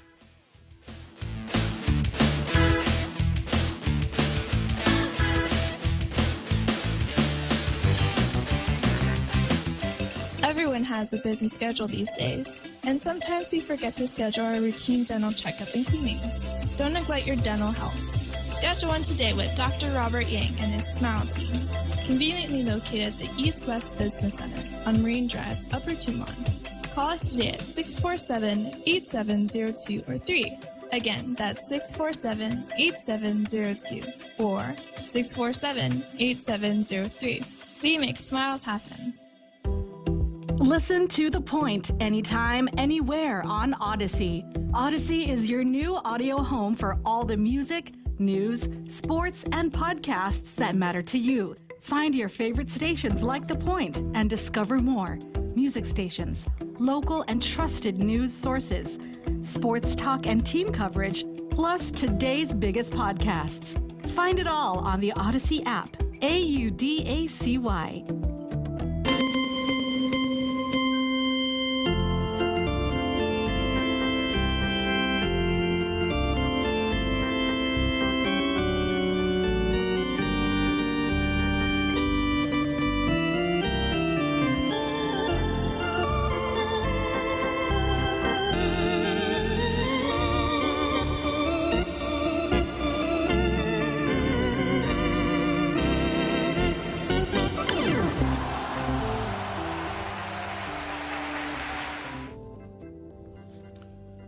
Okay, so here we are at Wrigley Field, the world's most beautiful ballpark.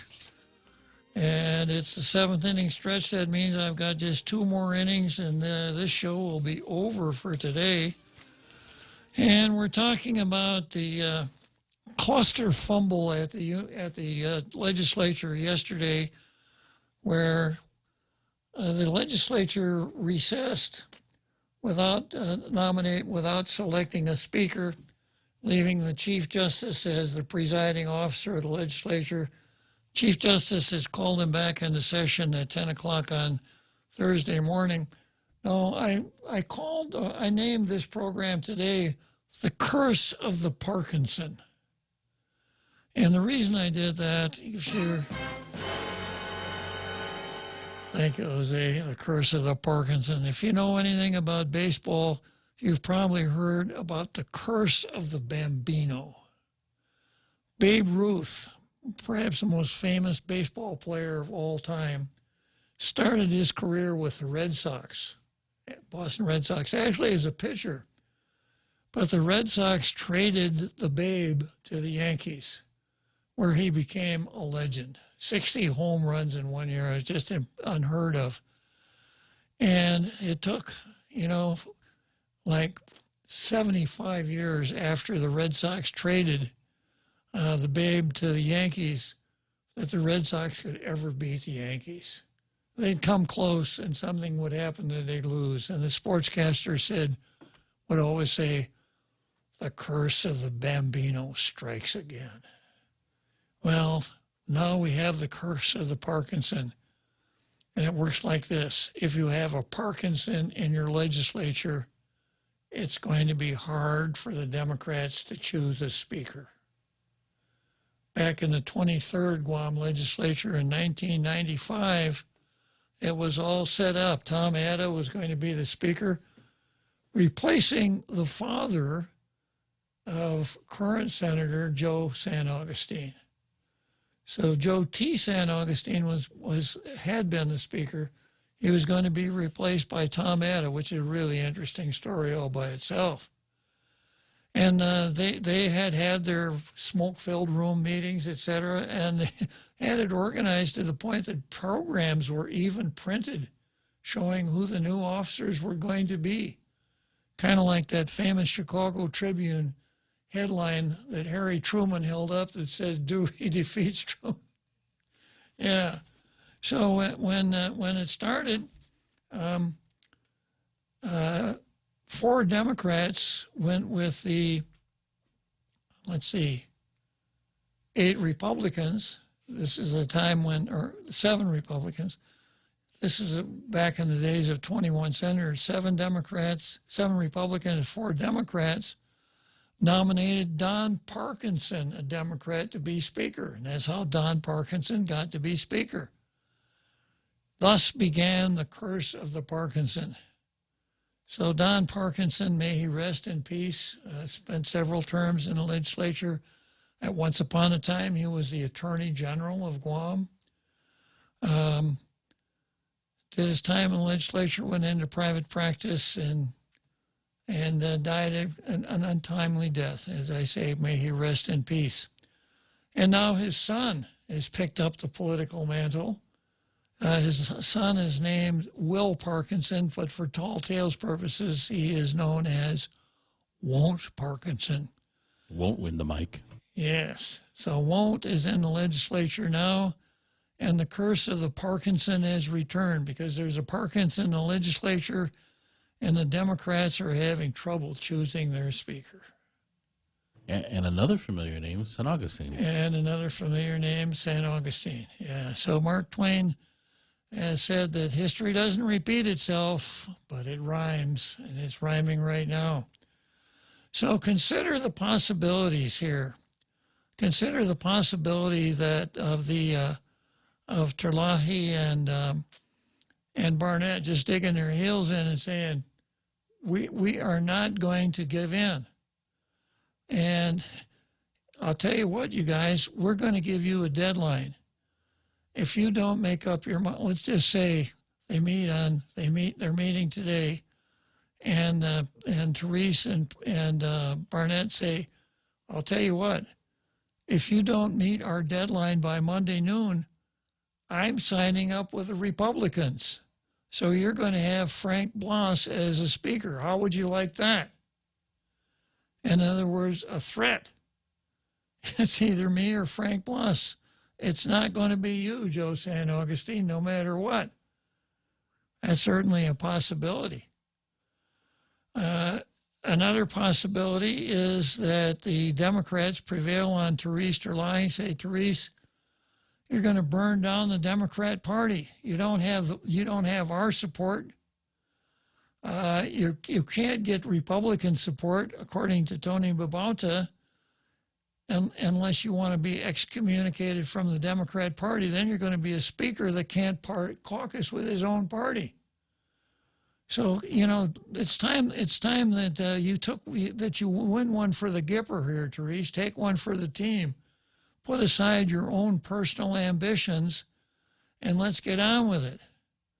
On the other hand, Therese could say, I was a speaker. We handled ourselves well. We kept the majority. I don't know if you noticed, but when I ran for re-election, I'm the most popular Democrat on the island. Now, if you dump me, I can handle it, but what's it going to tell the people out there that vote? What's it going to tell them about our party? That we take our highest vote getter and throw her under the bus, Joe San Augustine, because you're so ambitious and you want to follow in your father's footsteps. How's that going to work out? So the dynamics here are really something. And then, of course, there's the log rolling possibility. So one would expect the Republicans have come up with, I don't know, I don't have any inside information, but if it were me, I'd say, you let us pick 6 party chairs. We'll tell you who and we'll tell you what. As an example, we've got Joanne Brown, who cut her governmental teeth at EPA. We've got Joanne Brown, who knows the high water marks at the port. So, if we support you, Therese, you got to give Joanne EPA and the port. And then, and going down the list of everybody there, what their interests are. So we got to create a committee for these folks, and they get to be the chairs of those committees. I don't know, folks. That's asking a lot. I don't know if we can. Well, okay, don't do it then. But we got to choose a speaker. Yeah, that's right. You want to take a look at this list again? You want to maybe reconsider that? Because you aren't going to be able to peel one of us off. We made that clear before you guys are even sworn in. It's all 6 of us or none of us. So that would be one of the things I'd say. Therese Terlahi, the biggest vote getter, and the exclamation point is Chris Barnett, the second. Exactly. Yeah. So, okay, let's head for Churchill Downs, and we'll come back to the cluster fumble at the legislature. And I got somebody on the phone here. Thomas Israel on DOE from the last hour. Okay, we'll take him. We'll get you in before I say goodbye to our president, Thomas. Come try Guam's original Chamorro restaurant with Pica's Best 5 years running. Mezcla Chamorro Fusion Bistro. Experience Chef Peter's candied salmon over scallion coconut rice, octopus to naktak, Chamorro platter, and their award-winning gourmet hamburgers. Or if you're looking for something healthy, try their keto-friendly menu. Come and enjoy Mezcla's half-a-day service at their Hagåtña and Grand Plaza Tumon location. Call their Hagåtña location at 479-2652 for reservations. Every company needs money to grow and take on the challenges 2023 will bring. That's why Bank Pacific's commercial loan officers stand ready to help you. We offer several programs tailored to assist companies to get to the next step or perhaps for a startup, including working with SBA or GITA. Banking on the future. Services to choose. Bank Pacific, where others put branches. Bank Pacific. We want to be your partner. Equal opportunity lender. Member FDIC. Credit conditions apply.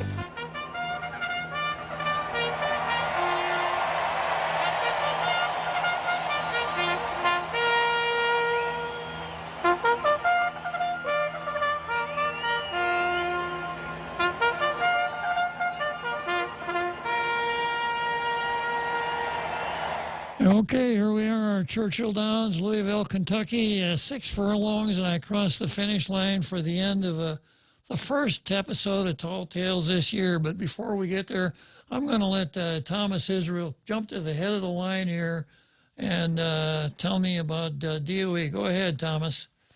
Hi, Mr. Gibson. Yeah, I just had some comments. Hold on. Sorry? Mr. Gibson's the talk show host in the morning. Oh, my bad. Yeah. No! Well, I don't feel that bad about it. It's kind of a compliment, but he's probably going to be pretty insulted if he's listening. But go on, Thomas. Yeah, I was like thinking about the prospect of bringing in someone from the States and like the different concerns. Because on one hand, it's like a new perspective, but also they might like bring that kind of West Coast mentality to Guam, kind of like the victimhood mentality. And I know a lot of viewers, like the previous viewer, was airing some concern about the idea that that might be the case. So I was curious if you know like what kind of vetting process there is for these off-island candidates. Well, I only know what I read in the papers, and I know that the board has interviewed remotely and looked at papers. I suspect probably not a very thorough one. That would be my suspicion. Okay. Yeah, that was all. Okay. Well, thanks for calling, Thomas. No worries. Okay, so back to yesterday's cluster fumble. So these are some of the dynamics that come into play. But the two or the three that have the most power are the ones aligned with Therese. Because the six, there are six obviously more than three, but the six can't do anything by themselves unless they bring the three in or unless they disobey the Bauta's commandment and go over and sign up some Republicans themselves. And the only way they're going to do that if they get the entire block of Republicans. That's right. So this is really a chess game. And I'll have to tell you this. I don't usually go to swearing in. There really isn't much to see. But I knew there'd be fireworks this time because they hadn't settled on anything going into the session. And my analysis was the best thing for the Republicans would have been exactly what happened. And I hadn't thought in terms of the Republicans nominating Frank Blas and creating basically a stalemate, 6 versus 6, putting themselves in an extremely favorable bargaining position because they've got nothing to lose. Last time they got nothing from the Democrats, so if they get the same thing they got last time, what's the difference? The big elephant in the room, who's really a donkey, and this is political affiliation, is Lulian Guerrero, the governor. Because if it wasn't for her, I don't think this 6-3 divide would happen. And kudos for the Republicans for playing on that. Yeah, absolutely. Yeah, one has to wonder how much ear whispering goes on between the governor, Tony Bobauta, and and Joe San Augustine, et cetera. But more information keeps surfacing as we go down the street. So if they're not able to come up with something on Thursday, then it becomes a protracted black eye for the Democrats. And everybody out there that's listening, you got to that the tendency will be for the Democrats to blame the Republicans, like they do everything else. But this is not the Republicans' fault. It's solely the fault of the Democrats. There are 9 Democrats. Any 8 of them can choose any one of them, any member of the legislature to be speaker. But because they can't, then nothing else happens because you have to choose a speaker. The speaker then presides. You choose a vice speaker, and you go down the list. You choose the committee chairs. You adopt the standing rules, and then standing rules are an extremely important item too because the standing rules is what establishes the relationship between the majority and the minority. Now, ordinarily, the minority has the standing rules 3 or 4 days before the session, And there's a little give and take there, not this time around. And as the paper said, they didn't even hand out courtesy copies of Mason's legislative rules this time around. So if you were purely nonpartisan and you were looking at this from a satellite, the only conclusion that you could draw is the Democrats do not have it together. The Democrats are internally and externally very disorganized. Now, lucky for them, the standing rules say that the attachés have to stay on until their vacancies are filled. But what about the employees? You know, are the employees working today? Are they going to get paid? Are they going to be laid off? Are they going to be going to work for Speaker Frank Loss? The Democrats have created chaos here, is what they've done. And on a tangent that's very much connected to this, very much so, I hope the PD is listening to you right now, because their editorial is almost like, please don't give us any news. We don't want to publish anymore. This is exactly the kind of stuff that keeps publications in print. Exactly. Okay, I got a phone call here. Don't have much time left. I got Mark. I'll tell you what, Mark. I won't do my Biden's boners for today, and I'll entertain you instead. Go ahead, Mark. Hey, Uncle Bob. So, who is the third Democrat out of the three minorities? Sabina Paris. Sabina. Oh, okay. Interesting. Very interesting. I'm really going to watch what happens with bated breath, because this is this is either going to get ugly, or the Republicans and the three are going to get together and we're going to have a bipartisan legislature.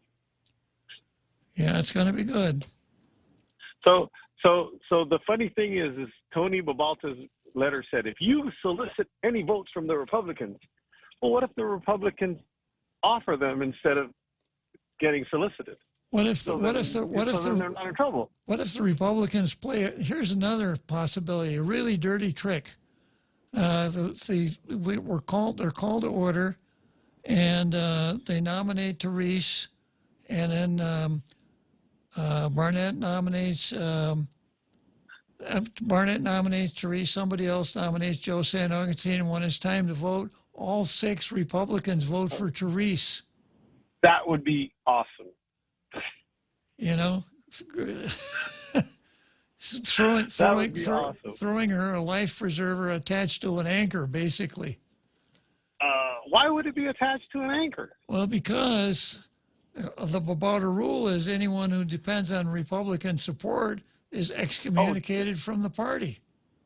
Yeah, but she's not depending on Republican support. The Republicans did it all because they wanted to get everything done. Depends on what you mean by depending. She wouldn't be elected without it. Republicans elect her. She got elected by Republicans. She's no longer a Democrat. So she's no longer a Democrat. Maybe she has some loyalty for the folks that put her in that position. Yeah. Well, as long as the 9 of them stay together, then, hey, more power to them. Mark, I got to say goodbye. I got to say goodbye to our All president. Right. Thanks, Mark. Let's go, Brandon.